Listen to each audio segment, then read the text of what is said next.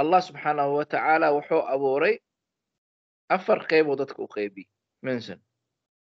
Koowaad, mensen hebben geen vader en moeder. Maxaa ka wadaa zonder ouders ay leeyihiin. Yuu yahay qofkaas?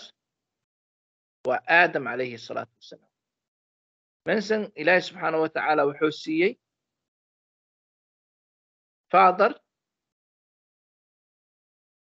aye maar Ilaahay subxaanahu wa tacaala mother ma siin. taasna waa Xawa. Kadhalika midda saddexaad waxa waa mother zonder father.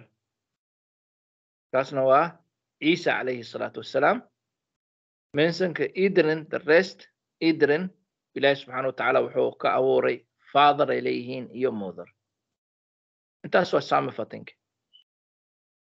Waxaa ka wadaa zonder ouders waxaa Aadam, father zonder mother, father zonder mother waa Xawa, mother zonder fatherna waxa waaye Ciisa. The rest of iedereen mensen oo normaal Ilaahay subxaanahu wa tacaala wuxuu abuuray father iyo mother, hooyo iyo aabo, mid ouders. Marka mid ouders oo Ilaahay subxaanahu wa tacaala u abuuray. Subxaan Allah, Allah subxaanahu wa tacaala awooduu leeyahay, mana la weydiiyo wuxuu asis samaynayo iyo wuxuu abuurayo. Maxaa uu abuurtay iyo see uu abuurtay ma la weydiinayo. Ilaahay amarkiisa inamaa amruhu idaa araada shayan yaquulu lahu kun fayakuun. wax hadduu rabo inuu sameeyo Ilaahay subxaanahu wa tacaala wuu sameynaa, mana weydiinayo dad.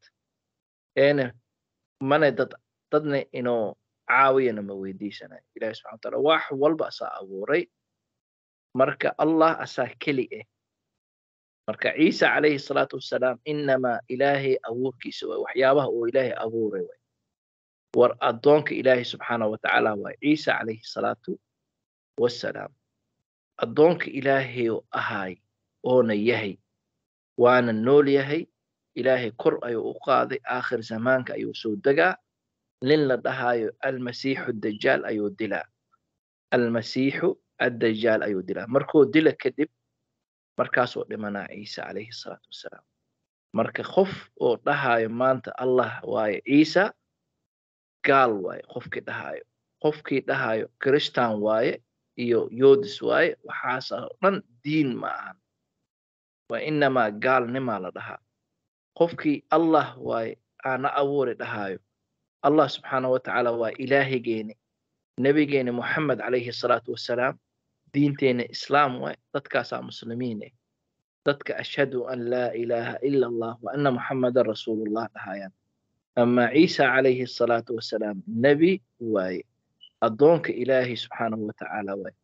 diinta islaamka ayuu la imaaday, waxaana ka horeeyey Muusa calayhi salaatu wasalaam. dad badan ayaa raaceen.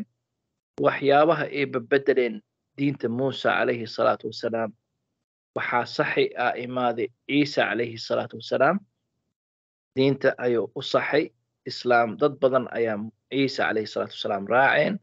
marka ilaa waqtiga nebi Muxamed laga gaarayo kadib nebi Muxamed calayhi salaatu wasalaam ayaa imaaday.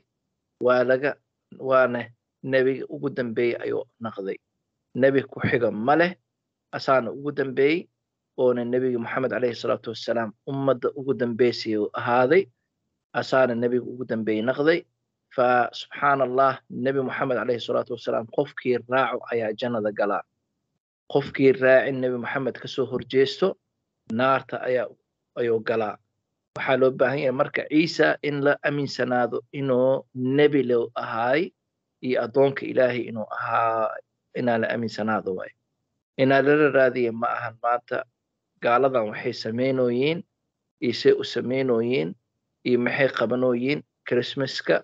waxa laga wado qalad yaasha ee galooyin, bal Ilaahay xadkiisa ay dhaafeen. Ilaahay inay wax ka sheegaan, inay dhahaan Ilaahay Allah ma ahan, inamaa Ciisa ba Ilaahay ba ilaahina ma ahan Ciisa. Ciisa calayhi salaatu wasalaam waqtigii uu joogi asaa wuxuu dhihi jiray Allah la caabudo.